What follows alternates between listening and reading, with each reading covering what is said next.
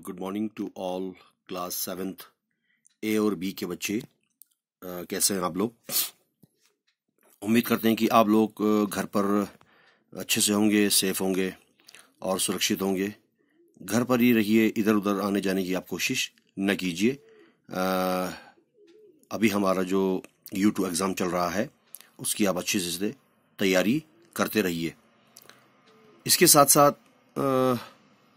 हम आपको पढ़ा रहे थे नीति के दोहे कविता 8, जिसमें हमने आपको कबीर दास जी के बारे में, रहीम दास जी के बारे में और अंत में गोस्वामी तुलसीदास जी के बारे में, उनके द्वारा लिखी गई इन कविताओं को, इन नीति के दोहों की रचना उन्होंने की, उनके अर्थ के बारे में हम आपको बता रहे थे। आज हम आपको देंगे नीति के दोहे कविता 8, पेज नंबर है 63 पर, कबीर, रहीम और तुलसीदास जी द्वारा रचित इन प्रश्नों के उत्तर। तो किस प्रकार से इन तीनों कवियों ने अपने अपने समय में इन कविताओं की रचना की है, इन दोहों की रचना की है।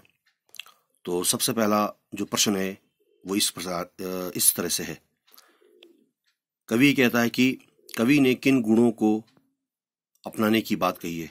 कहने का अर्थ, कवि ने इस नीति के दोहों में आए हुए किन सूप गुणों को अपनाने की बात कही है। तो इसका उत्तर है कवि ने सज्जनता, अच्छाई, महानता, विश्वास आदि गुणों को अपनाने की बात कही है। दूसरा सवाल है, कवि ये कहता है कि ईश्वर कहाँ है, ईश्वर कहाँ कहाँ बसता है और मनुष्य जो है यानी कि हम उसे कहाँ ढूंढते हैं। इसका उत्तर है ईश्वर जो है वो हर जगह विद्यमान है, ईश्वर अल्लाह हर जगह मौजूद है। मनुष्य अपनी अज्ञानता के कारण, अपनी नाइल्मी, नासमझी की वजह से ईश्वर को मंदिर, मस्जिद आदि तीर्थ स्थानों में ढूंढता फिरता है, जबकि वास्तव में ईश्वर मनुष्य के अंदर ही वास करता है। ईश्वर जो है, अल्लाह जो है वो मनुष्य के, इंसान के अंदर ही बसता है। अब आ जाओ अगला सवाल। कवि कहता है कि चक्की को पूजने की बात क्यों की गई है। इसका उत्तर है क्योंकि चक्की को कवि ने संसार रूपी चक्र से तुलना की है, जो अपने कर्म का पालन किए जाती रहती है। ठीक है। अगला सवाल है, प्रेम का धागा कैसा होता है और उसके टूटने पर क्या होता है। कवि का मानना है, कवि कहता है कि भाई प्रेम का धागा कैसा होता है, ठीक है, और उसके टूटने पर किस प्रकार की परेशानियां सामने आती है। इसका उत्तर है प्रेम का धागा बहुत ही नाजुक होता है, बहुत ही टूटने वाला होता है, बहुत ही, ठीक है ना। इसके टूटने पर रिश्तों में खटास आ जाती है। प्रेम का धागा पहले नहीं टूटने पर इसमें पहले वाली जो मिठास होती है, पहले जो की तरह जो रिश्ते होते हैं उनमें थोड़ी सी दरार आ जाती है। अगला सवाल है, तुलसीदास जी ने किस जगह जाने से मना किया है। तुलसीदास जी कहते हैं कि जिस जगह लोग आपको मान सम्मान, स्नेह आदि न दें, आपको वहां जाने के लिए मना किया है। अच्छा, अब यहाँ आ जाइए। निम्नलिखित वाक्यों को आपने ध्यान से देखना है, पढ़कर बताइए कि ये वाक्य किन दोहों के लिए आए हैं, ये निहित है। मीठे वचन बोलने से चारों ओर सुख ही उपजता है। इसका दोहा है, तुलसी मीठे वचन ते सुख उपजत चहुं ओर।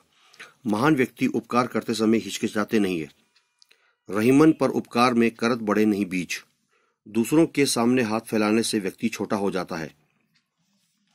ठीक है, ये आया है दोहा, रहीमन याचकता गहे बड़े छोटे हुई जात। अच्छा, अब इसमें है अंतिम सवाल, रिक्त स्थान भरिए, इन्हीं खाली जगहों को भरिए, फिल इन द ब्लैंक्स। पहला है इसमें, रहीमन ने, आगे खाली जगह है, धन चाहा है। कहने का अर्थ, रहीमन ने प्रेम का धन चाहा है। ठीक है। सज्जन अच्छाई के समान होता है। यहां पर आप देख रहे होंगे डार्क लिखा है थोड़ा सा, ठीक है, गहराई लिखा है, थोड़ा गहरा लिखा है ये शब्द, इनको यहां भरना है आपने फिल इन द ब्लैंक्स में। ठीक है। तीसरा है, कोयल बरसात में मौन हो जाती है। और चौथा है, राजा शिवी ने अपने शरीर का दान दिया था, अपने शरीर को त्याग दिया था। ठीक है। अच्छा, और पांचवा और अंतिम है, श्री कृष्ण को लोगों ने मुरलीधर कहकर बुलाया। तो कुछ इस प्रकार से फिल इन द ब्लैंक्स प्रश्न उत्तर है, इनको आप पढ़ते रहेंगे, ठीक है, समझते भी रहेंगे और अच्छी तरह से अपने U2 एग्जाम की तैयारी करते रहेंगे और एग्जाम भी अच्छी तरह से आप देते रहेंगे। घर पर रहिए, सुरक्षित रहिए। धन्यवाद।